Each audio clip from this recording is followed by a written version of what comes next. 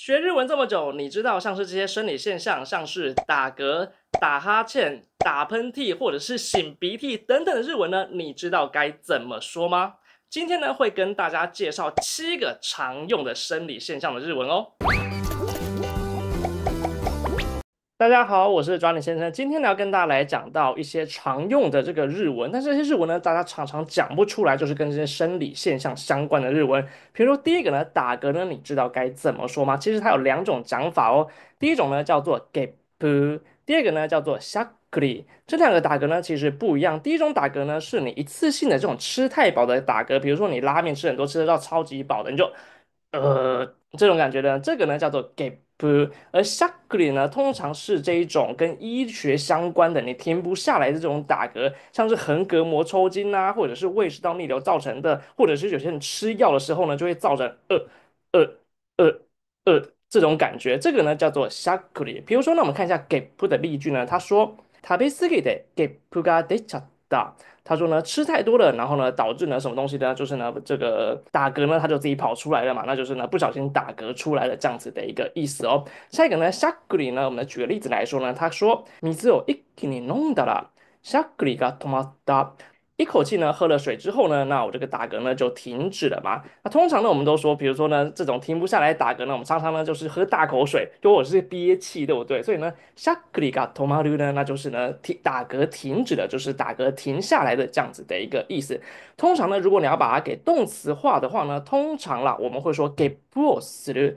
或者是しゃっくりをする，我们会用をする这样子一个动词呢去代表它。通常呢，这个呢可以代表一个动作的一个意思，或者是呢有时候会用特異型的一些形态，可以代表呢它的症状、状态或现象呢。我们常常呢都会在这种症状后面呢去加上をする这样子的一个用法。那第二个呢要跟大家来讲到呢，就是拉肚子呢，大家知道该怎么说吗？它其实呢有3种说法哦。第一种呢叫做お腹を壊す，第二种说法呢叫做お腹を下す。第3种说法呢叫做下痢をする。那这3种呢，其实呢都很常用，通常呢由上到下呢是一个比较口语呢到比较一个生硬的一个用法。基本上呢这3个呢口语呢，我觉得呢都算是蛮常用的。在生硬度上面的话呢，下面呢是更接近医学的这样子的一个用法。我们来看一下下面的一个例句呢，他说生牡蠣を食べたせいかお腹を壊した，或者是生牡蠣を食べたせいかお腹を下した。这2个呢其实都可以。这边的 seika 呢就是呢好像是因为嘛，好像是因为呢吃了生牡蛎的一个关系呢，然后呢我就弄坏肚子了，所以呢就是拉肚子的意思。那当然你这边可以说下痢をした，这样子当然是没有问题的。我们说用 o 字的话呢，可以代表动作嘛，通常呢代表症状、状态、现象的话呢，我们都可以用这个 o 字呢去代表一个生理的一个现象。比如说呢，我们看一下右边呢，就是说在日本呢，大家的一个电车上拍到的一个药的一个广告嘛。然后他说这个药怎么样呢？他说飲酒翌日などの飲みすぎ、食べすぎによる下痢に。那这个呢，大家知道是什么意思吗？大家可以先想一下哦。其实呢，它讲的呢就是这款药呢，它用于什么嘛？所以你呢就是用于什么地方嘛？这款药呢用于呢就是喝酒隔天嘛。又或者是呢，因为你吃太多，或者是你喝太多呢，造成的这个拉肚子嘛，所以这边的给力呢就是拉肚子。这边不是 nado no nomiski 或者是 nado no tabeski 哦，它其实呢是分成2段来看，你可以把它想成是 inshu yokujizu nado no nomiski tabeski ni yoru 给力你这样子呢，你把它给组合起来呢，所以呢，你就可以这样子翻译它呢，会比较好一点哦。那这个呢，大家可以去注意一下，因为这个呢，很多人看不懂呢，他在写什么东西。而这边的给力呢，那就是拉肚子的意思。接下来我们看一下第3个呢，叫做鼻子相关的，像是流鼻水、鼻塞、擤鼻涕呢，你知道该怎么说吗？都非常非常日常常见的，对不对？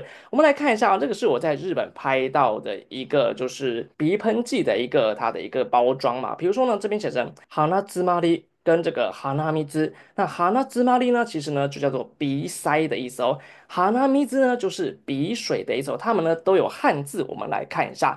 第一个呢，流鼻水的话呢，我们说鼻水呢就叫做鼻水，对不对？那这个流呢，你会怎么说呢？不要说成流れる哦，我们要说什么呢？鼻水が出る，这个呢叫做流鼻水，就是呢你的鼻水呢出来了，叫做流鼻水的意思哦。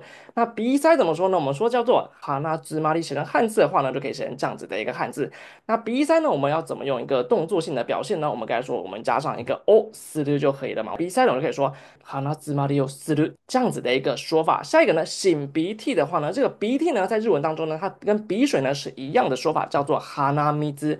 但这个擤呢，大家知道怎么讲吗？擤呢，我们这个叫做 come，我们就可以说鼻水をcome。OK，那接下来呢，我们来看一下下一个呢，叫做咳嗽，大家知道怎么讲吗？咳嗽呢，其实呢有两种说法，第一种说法呢叫做咳をする，第二个呢叫做咳が出る。那这两个呢都可以代表咳嗽的意思。我们说这个をする的话呢，基本上呢我们还可以代表说它可以强调动作。如果你说出る的话呢，它可以强调的是症状出现的意思。但是呢，两个人呢我们都可以代表咳嗽的意思。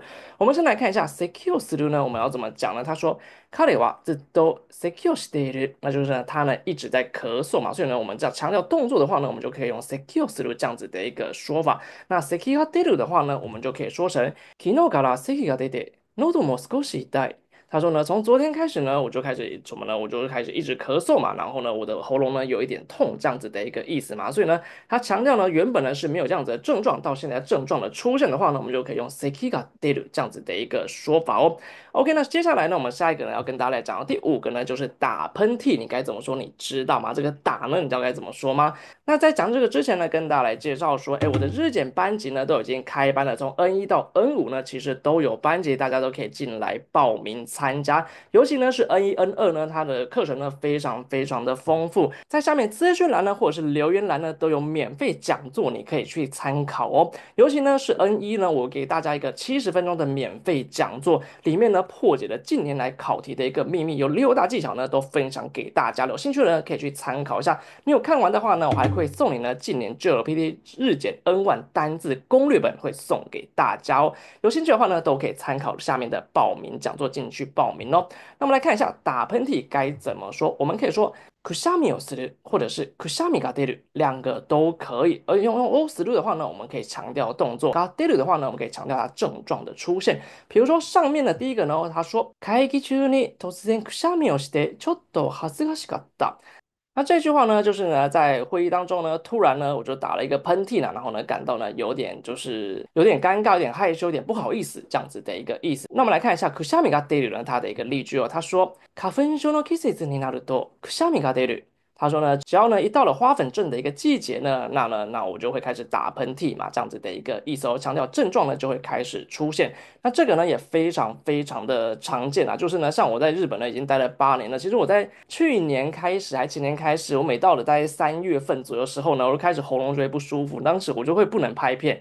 然后呢，我就一直以为是我每次2、3月，然后到3、4月都很容易感冒，然后呢，有时候就会开始发烧之类的。然后呢，就有人跟我说，哎，我来日本这么久了，应该是花粉症啊。然后果然就是我今年也是，然后到了2、3月的时候呢，就突然没声音，所以当时呢，就是要拍片什么都变得非常困难。所以呢，他通常都说这个花粉呢累积到一定量的时候呢，你就会开始跟日本有这样子一样的症状嘛，你会开始打喷嚏，然后又开始流鼻水，鼻涕倒流，造成你喉咙痛。那这些呢都是花粉症的一个症状。所以呢，你到4月份、3月份的时候呢，你在看日本电车上呢，大家都戴着口罩，多数人呢都是防花粉症哦。接下来我们再来看一下下一个第6个呢，要跟大家来介绍就是打哈欠，你知道该怎么说吗？我们呢可以说成あくびをする，或者是あくびが出る。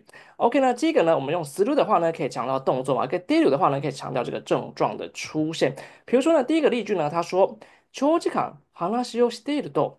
ついあくびをすることがある。他就说呢，就是呢，长时间呢一直讲话的话呢，然后呢，不小心呢，偶尔呢也会打哈欠嘛，这样子的一个意思哦。つい呢就是不小心，后面的ことがある呢可以代表有什么样的一个情况，又或者是偶尔的一个意思。那如果呢你对这个ことがある呢还有兴趣的话呢，它前面呢可以加他形，说用他形呢加上ことがある，或者是他形呢加上ことがあった。